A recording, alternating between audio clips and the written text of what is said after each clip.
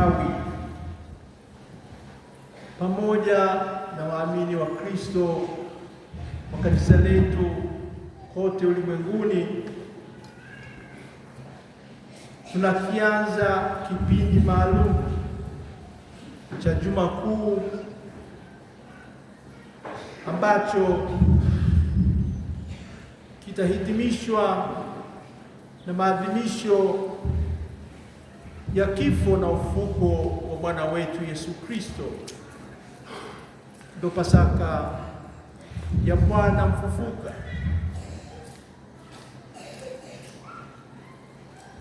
Tumeianza Jumapili hii ya matawi kwa kuyabariki hayo matawi, na tukiwa na matawi hayo tumekuwa na maandamano kwanza tangu huko ambako tuliyabariki matawi hayo. Tulianza kumshangilia huyo Kristo na Bwana mfalme wetu, tukiimba hosana kwake yeye huyo mbarikiwa ajaye kwa jina la Bwana. Ndugu zangu, hatuendi kukumbuka tu hiyo historia ya hayo yaliyofanyika miaka zaidi ya 2000 iliyopita. Hatuadhimishi hicho ambacho kimefanyika wakati ule. Sisi kama Wakristo ambao tumependa tumfuate huyo, tunayakumbuka hayo, tunayasoma hayo ambayo yalifanyika wakati ule. Tunapenda kwa namna pekee, na hasa katika kipindi hiki cha Juma Kuu, tuingie katika tafakuri hiyo nzito ya kumfahamu vizuri zaidi huyo Kristo na mkombozi wetu Masia aliyetukomboa kwa mateso, kifo na ufufuko wake. Tunapenda tena sisi kwa furaha kama tuliyokuwa nayo hapo tumhakikishie na tuhakikishie wenzetu wote, tunahakikishie ulimwengu kwamba ndiye huyo Bwana ambaye sisi tunamfuata, tukimshukuru Mwenyezi Mungu ambaye kwa neema yake tumeweza kuzaliwa tena kwa mara ya pili, kupitia kwa neema yake, kwa nguvu ya huyo Roho Mtakatifu tuliahidiwa na huyo mwenyewe Kristo ambaye tunamkiri leo, na tunapenda tumfuate na tupenda tuishi maisha yale ambayo yeye mwenyewe kaja kayafunua, akifunua mpango wa Mungu na mapenzi yake Mungu kwetu sisi wanadamu. Na hayo ndio sisi tunataka sasa tuyafuate, yatuongoze, lakini tukimhakikishia kabisa kwamba wewe tunayekufuata, wewe tunayekushangilia, tunapenda tusikukane, tunapenda tusikuaibishe, tunapenda tusikuonee aibu, tunapenda tuwe nawe na wewe uzidi kutuongoza na uzidi kutukomboa milele yote, tukiwa tumeungana na wewe mpaka hapo utakapokuja kutushirikisha katika huo utukufu kama ulivyopata wewe mwenyewe baada ya kufuka, baada ya kuyashinda hayo mauti. Ni Juma Kuu ambalo lina mengi ya kuona, lina mengi ya kutafakari, lakini pamoja na kutafakari hayo na kuyaona hayo na kuyasikia mengi tutakayosikia, na hasa katika zile siku 3 kuu muhimu, hiyo Alhamisi Kuu na haya yatakayofanyika hapo, upendo wa Mungu Baba utakapoonyeshwa kwa namna ya pekee kwa hilo atakayolifanya Bwana wetu Yesu Kristo la kujitoa yeye na kuhakikishia kwamba yeye ni mtumishi, akitualika na sisi tu watumishi. Amri kuu ya mpendo ataitangaza yeye hapo, na sisi tunapenda tufuate mfano wake, tujawe na huo upendo, na upendo huo twende sasa tukautoe kwa wengine. Tutashiriki katika ibada hiyo ya Ijumaa Kuu. Yatarudiwa sasa hayo tuliyosomewa leo, hayo mateso na nisingelipenda kuingia ndani kabisa kwenye haya ambayo atakuja tena kuzungumzwa na kuletwa kwetu tafakari zaidi kwa kina, jinsi alivyotukomboa huyu Bwana wetu Yesu Kristo, ambaye tunapenda sasa tumfuate, tunamkiri kwa namna ya pekee, na tunataka tuongozwe na hayo ambayo atakuwa anasoma kwetu. Tutashiriki tena katika siku hiyo ya ufufuko kuanzia kwenye Vigilia, Jumamosi Kuu kwenda Jumapili ya ufufuko wa Bwana wetu Yesu Kristo. Ndugu zangu, tunapenda leo tuongozwe na hayo masomo. Somo la kwanza kutoka katika kitabu cha nabii Isaya,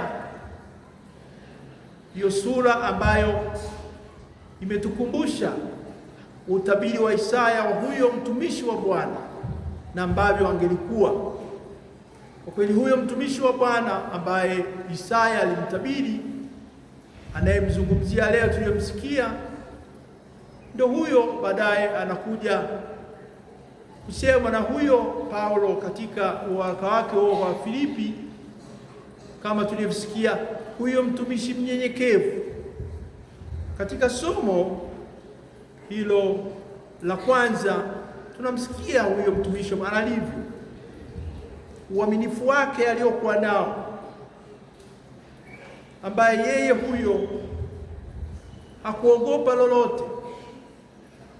Yeye huyo mtumishi wa Bwana alikuwa tayari kuteseka, kupigwa, kama tulivyosikia alivyowategea mgongo wake hao wapigaji au wabaya wake, akawatolea uso wake bila kuogopa fedhea na bila kuogopa kutemewa mate. Ni mtumishi wa Bwana huyo, ndiye huyo ambaye baadaye Paulo katika waraka wake wa Filipi, hiyo sura ya 2 mstari wa 6 na kuendelea, atamsema sasa anavyofanya yote hayo kwa unyenyekevu vile vile na utii.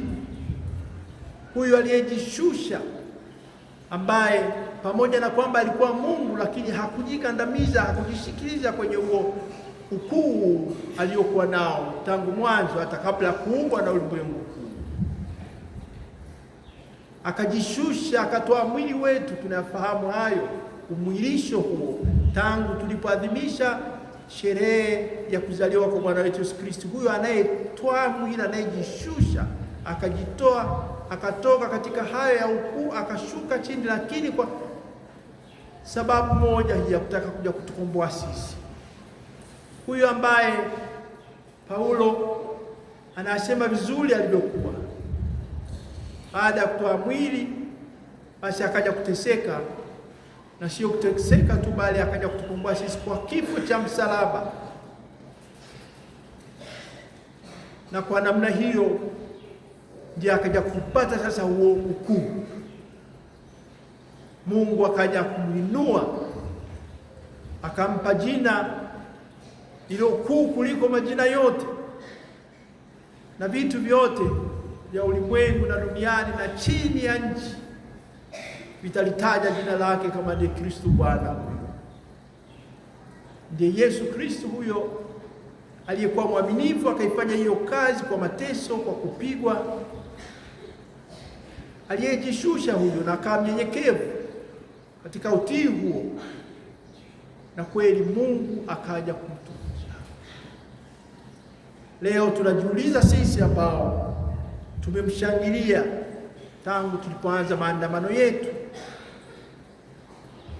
mpaka hapa kanisani, tukanyanyua matawi yetu juu huko, sijui kama tulikuwa tunafahamu kwamba tunataka sasa tujifunge zaidi na zaidi kwa huyu Bwana wetu na mkombozi wetu Yesu Kristo, na hakuna kitu kingine ambacho kitakuwa kinamzidi yeye, kama ni kukiri imani yetu katika Mungu wetu mmoja, ni Mungu huyo wa Bwana wetu Yesu Kristo aliyetukomboa sisi. Tumefanya hivyo. Leo ndugu zangu, na waalikeni, baada ya kuyasikia hayo ya sifa hizo alizokuwa nazo kutoka kwenye somo hilo la kwanza lilokuwa na yatabiri hayo ambayo alikuja akatokea baadaye, Isaya aliyoyasema ya mtumishi huyo wa Bwana, na hayo ambayo Mtume Paulo aliyasema kuhusiana na utii wa huyo Kristo aliyejishusha na baadaye Mungu akamkweza akamtukuza. Tunapoingia katika tafakuri hiyo nzito katika juma hili takatifu, naomba tuongoze sasa na yale ambayo yameletwa kwetu kutoka na simulizi hilo la mateso, kama alivyoyafikisha kwetu huyo Mathayo, kutoka katika Injili ya Mathayo. Ijumaa tutasomewa injili ndefu na mengi ambayo yatatoka katika mwinjili Yohana. Leo niseme tu machache kuhusiana na hicho ambacho inabidi sisi tuamue sasa. Tuwatizame hawa ambao walikuwa natajwa katika hiyo historia, haya yaliyofanyika kuanzia kwa Pilato mwenyewe. Tujiulize kama na sisi tunataka kuwa kama huyo Pilato au hapana. Kuwa na woga, kuwa na aibu, kushindwa kuamua, au tunataka tusiwe na woga, tuwe kama Yesu Kristo mwenyewe ambaye hakuwa na aibu, toa uso wake bila matatizo, akemea mate, sina shida. Tunajiuliza sisi tunaenda upande gani? Upendo wa Kristo umeonekana vile vile katika hao ambao walimfuata. Tunamsikia huyo Simoni wa Kirene ambaye alichukuliwa na akawa tayari kwenda kumsaidia Bwana wetu Yesu Kristo kubeba huo msalaba. Je, sisi tuko tayari kuwa na upendo kama huo wa kwenda kuwasaidia hao ambao wana mahitaji? Na katika kufanya hivyo tutakuwa tunamsaidia Kristo huyu ambaye alikuja kuonesha upendo kwetu sisi, tukawasaidia hao wenye shida bila kuogopa, kwa sababu yeye alipoambiwa akamsaidia Yesu, akaanza kuleta vita, akaanza kupigana nao, kubishana nao, hapa. Na yeye alikuwa mpole, Simoni wa Kirene. Na hilo inabidi tulifahamu. Hata Kristo mwenyewe anapoingia Yerusalemu, anaingia ni mfalme wa amani.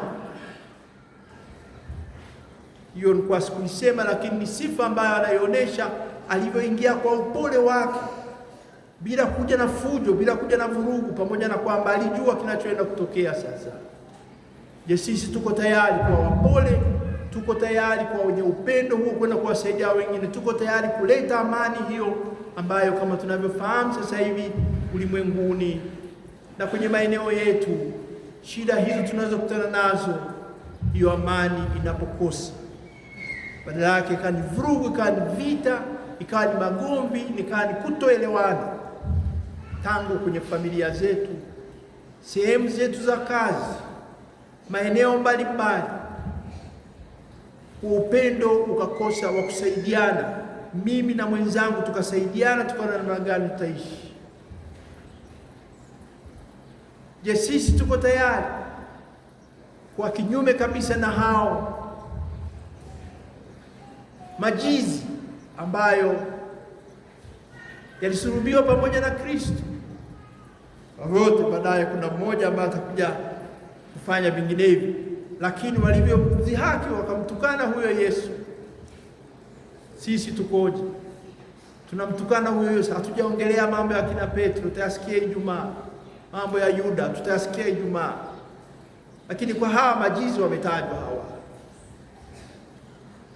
sisi tuko tayari kufunga midomo yetu, tukakaa chini, tukatafakari, tuseme hapana, huyo amekuwa hivi, hakustahili kutendewa hivi, ilibidi wamtengenee vinginevyo.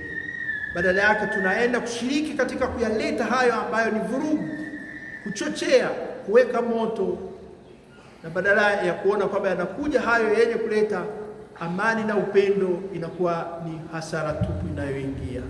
Majizi wanafanya hivi.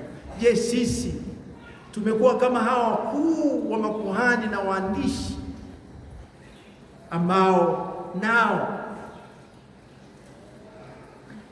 wanaenda kumchekelea huyu,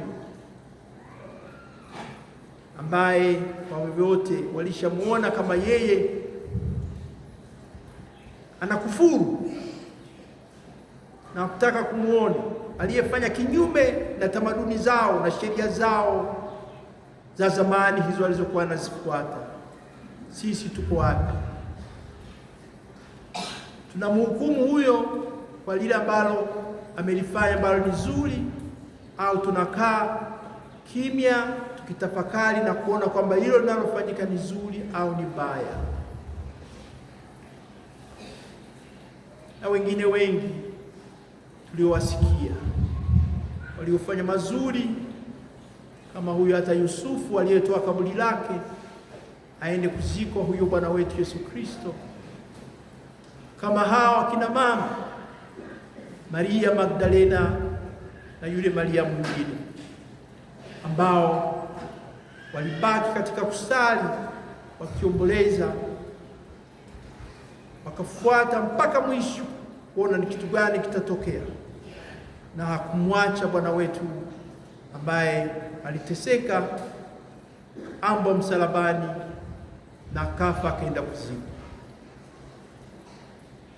Tujiweke katika hali ya kujiuliza na kufanya tafakari hiyo kubwa katika kipindi chote hiki cha juma hili, juma kuu ambalo tunalianza leo, na tumuombe Mungu Mwenyezi atusaidie, atushushie neema zake zituongoze, ili kweli tuzidi kuimarika katika imani ya kumfuata huyu Bwana wetu Yesu Kristo, lakini sio tu kwa majina kama Wakristo au katika ibada ambazo tunahudhuria kwa wingi, lakini iwe ni katika kuyatenda yale sasa ambayo Kristo mwenyewe aliyafanya, tukiongozwa na upendo wa pekee alioonyesha kwetu sisi, upendo uliomfanya yeye akubali kwa unyenyekevu na kwa utii ateseke, jua atakufa na amekufa msalabani, lakini akijua kwamba yote aliyokuwa anayafanya ni kwa sababu ya kutukomboa sisi, na kwa mateso yake na kifo chake ametuondolea dhambi, kama maneno matakatifu yanavyosema, ameziondoa dhambi zetu na sisi tumekombolewa. Tumsifu Yesu Kristo.